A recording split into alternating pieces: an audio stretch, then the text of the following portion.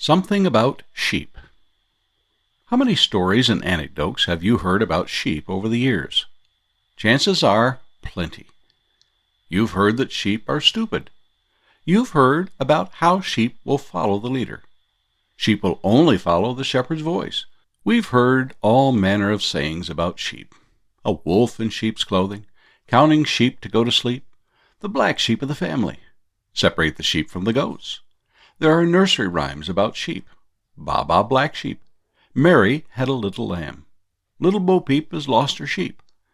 But for all our cultural references to sheep, nothing matches the Bible's use of sheep to teach us lessons about faith, love, and the value God puts on the soul of man.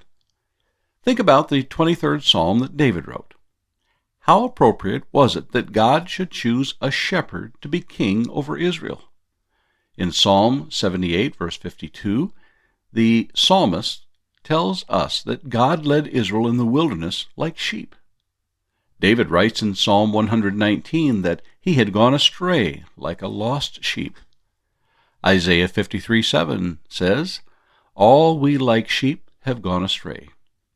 Jeremiah wrote a seething rebuke of the spiritual shepherds of Israel, who scattered the people like sheep.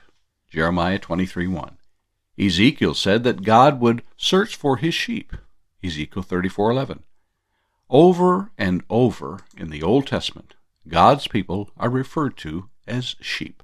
Yet the New Testament is equally filled with the language of the shepherd and the sheep. Jesus tells his disciples when he sends them out to go out to the lost sheep of Israel.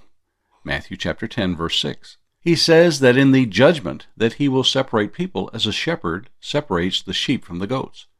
Jesus foretold that his disciples would scatter like sheep when the shepherd is struck. Matthew 26:31. Perhaps the most symbolic of illustrations about God's love is related in Matthew chapter 18, verse 12, where Jesus asks, "If a man has 100 sheep, and one of them has gone astray, does he not leave the 99 on the mountains and go in search of the one that went astray?" This shows the extent of God's love and willingness to seek out the lost by sending his Son to this world. Should we not do the same for those whom we know? Should we not be about the business of seeking the lost that have gone astray? From Moody's Anecdotes.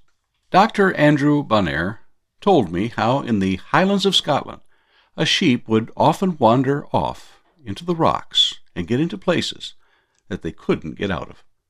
The grass on these mountains is very sweet, and the sheep like it, and they will jump down 10 or 12 feet, and when they can't jump back again, and the shepherd hears them bleating in distress, they may be there for days until they have eaten all the grass.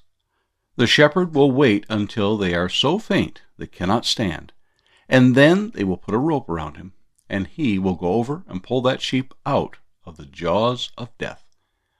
"Why don't they go down there when the sheep first gets there?" I asked. "Ah," he said, "they are so very foolish, they would dash right over the precipice and be killed if they did." And that is the way with men. They won't go back to God till they have no friends and have lost everything. If you are a wanderer, I tell you that the Good Shepherd will bring you back the moment you have given up trying to save yourself and are willing to let him save you his own way. And we have Miller's corollary. Objects are lost because people look where they are not instead of where they are. Henry L. Miller. And those are our thoughts for today.